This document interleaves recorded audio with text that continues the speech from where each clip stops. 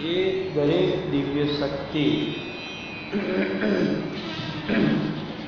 मनुष्य ની અંદર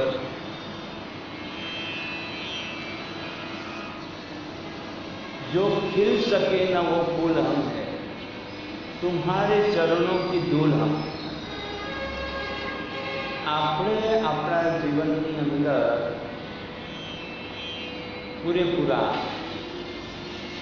ખીલી શકતા નથી।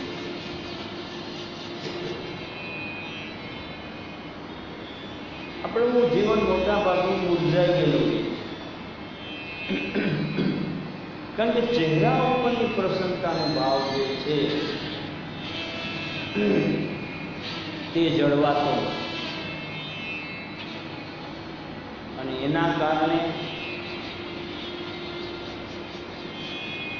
જીવન આપોઆપ નિસ્તેજ,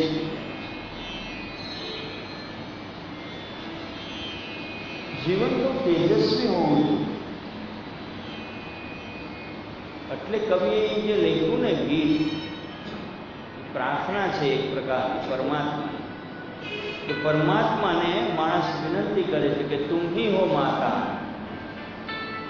पिता तुम ही हो, तुम ही हो बंधु सखा तुम ही हो विद्या द्रविणम तुम ही हो, तुम ही हो सर्व मम देव देव। जो खिल सके ना वो फूल हमें है, જે ફૂલો ખીલી નથી શક્યા, કારણ કે આપણે આપણા ચહેરા ઉપર સ્માઇલ નથી રાખી શકતા। તકલીફ એ છે, આપણી ચહેરા ઉપરની જે સ્માઇલ છે એ એમનેમ રહેવી જોઈએ, એ રહેતી નથી। અને જો ખીલ શકે ના वो फूल हम है, પછી ભગવાનને હાથ લગાવો શું કે तुम्हारी चरणों की धूल हम है।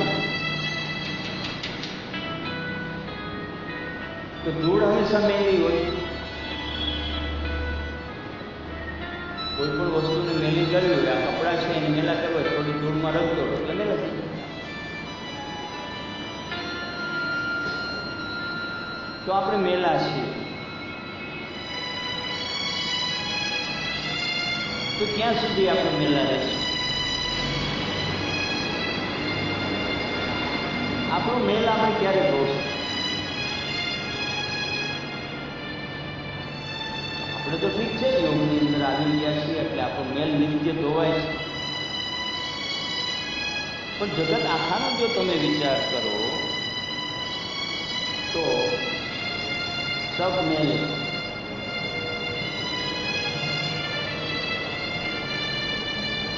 कोई कर्म से मेले है तो कोई मन से मेले है,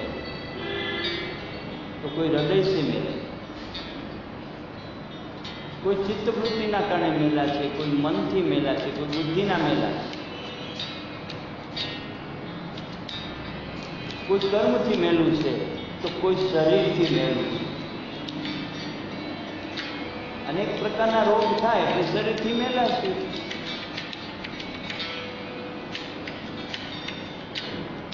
તો આ મેલ ધોવાનું ચાલુ, અને મેલ ધોવાનું પાણી ક્યાં છે?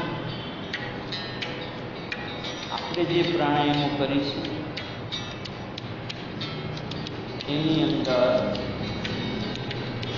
આ મેલ ધોવાનું પાણી છે।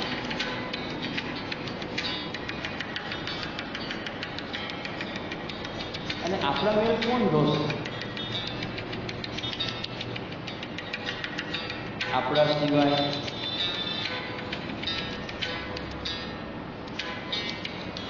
કોઈ ધોઈ શકે એમ જ નથી।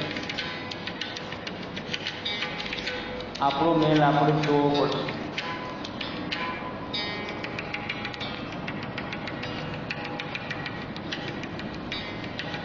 તો આ પ્રાણાયામની જે પ્રથા છે, પ્રાણાયામની જે પરંપરા છે અને પ્રાણાયામની જે પદ્ધતિ છે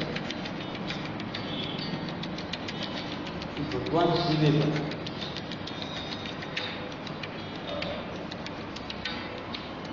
અને દરેક મનુષ્યની અંદર શિવ તત્વ રહેલું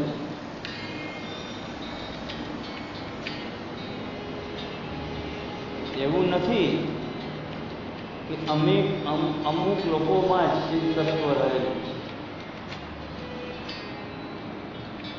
શિવ તત્વનો મતલબ એ છે કે ચૈતન્ય તત્વ છે. તમે એનું જોઈ શકી છીએ, તમે એનું સાંભળી શકી છીએ, તમે એનું અનુભવી શકી છીએ, અને તમે હું જે કાંઈ પણ ક્રિયાઓ કરી શકીએ એમાં શિવ તત્વ રહે. પછી એનું નામ ગમે તે આપી શકે, વિષ્ણુ તત્વ આપી શકે, બ્રહ્મ તત્વ આપી શકે.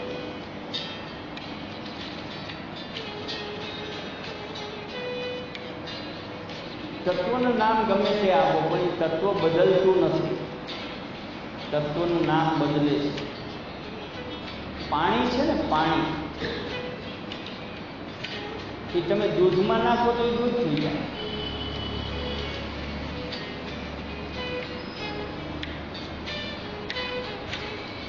ખાંડમાં નાખો તો એ શરબત થઈ જાય, ગોળમાં નાખો તો એ શરબત થઈ જાય, દાળ બનાવવામાં નાખો તો એ દાળ થઈ જાય, શાક બનાવવામાં નાખો તો એ શાક થઈ જાય, રોટલી બનાવવામાં નાખો તો એ રોટલી થઈ જાય.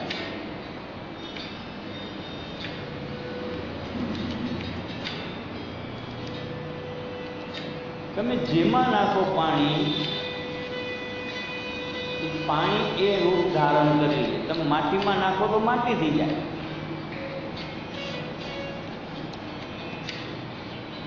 અને તમે પાણી પીઓ તો તમારા સ્વરૂપ થઈ જાય પાણી. એ જ પાણીથી તમે સ્નાન કરો, એ મેલ સ્વરૂપે બહાર નીકળે.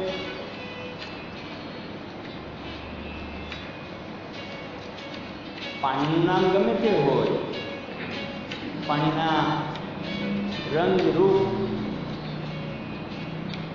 અને એની અસરો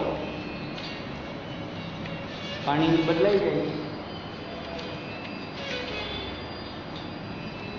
એવી જ રીતે તમારો શ્વાસ, આ જગતમાં બે જ વસ્તુ એવી છે કે જે ગમે તેમાં ઢળી જાય છે.